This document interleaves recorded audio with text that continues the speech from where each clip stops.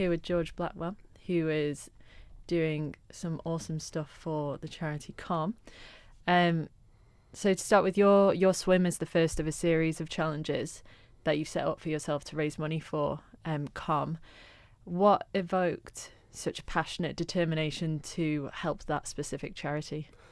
So specifically, there's mental health has always been something that's close to the family, and having had struggles myself and moving back to the island, I kind of wanted to do my part as such.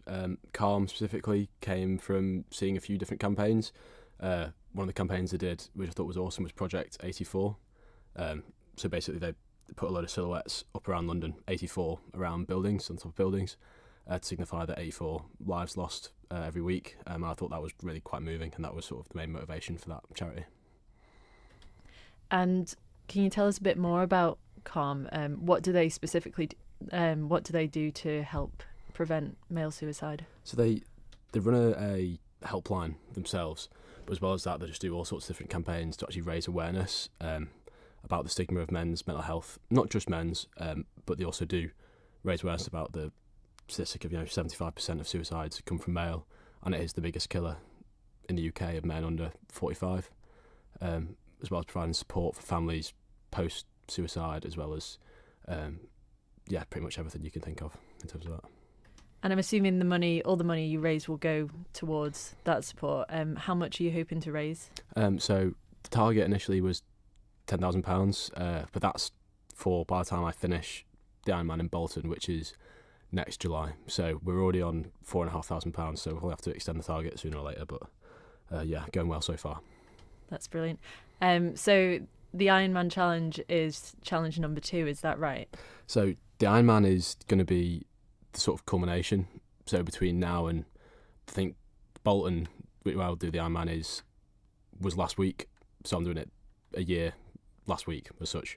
And then all the other challenges related to the statistics of suicide, they go between now and then. And I'll finish off with the Ironman. That's sort of the cut-off. How many challenges in total are you aspiring to do? I'm sort of taking it as we go. Definitely 3, but maybe more. I'm thinking more 3 serious sort of physical challenges, and we might throw in a few little light-hearted ones along the way just to keep me going.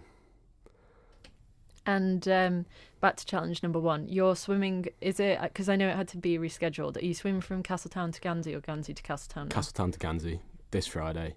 I'll be leaving Castletown around 4:15 in the afternoon, and hopefully arriving at Gansey somewhere between 6:15 and 6:30.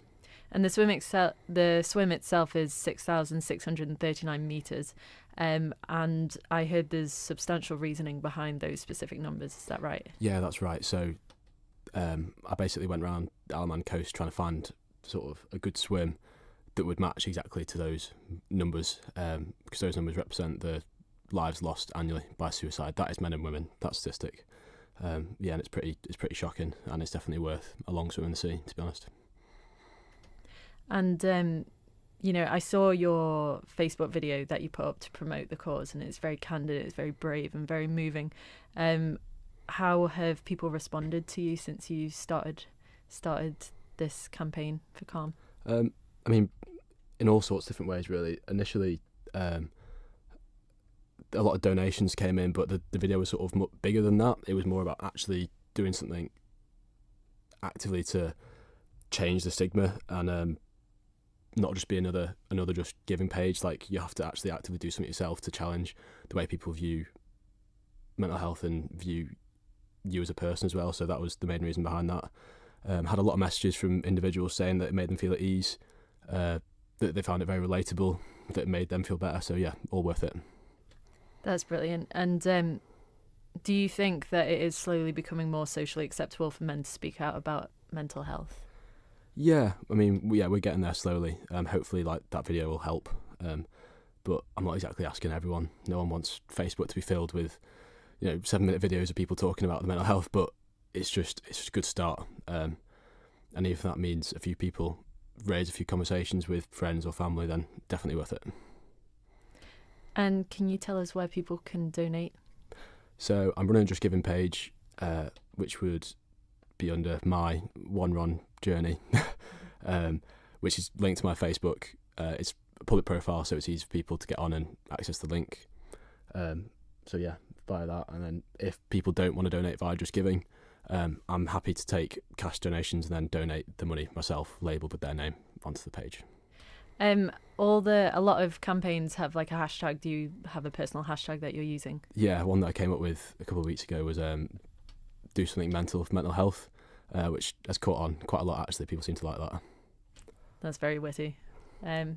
Brilliant. I think, well, I've asked all the questions I wanted to ask. Is there anything you would like to add, to promote your cause? Nothing too much more to add other than just that the sport so far has been awesome, and that it does, it's a bit cliche to say, but the messages that you get from people do get you up on the mornings. And if it gets to a point when, you're really struggling, and I've got like a mile to go on that swim, that's the sort of thing that will get you through it, rather than just think, I'll go over to the boat, I can take a rest. And it's just like, no, get on with it. You've got all the support, all the donations you've got in. So yeah, thank you.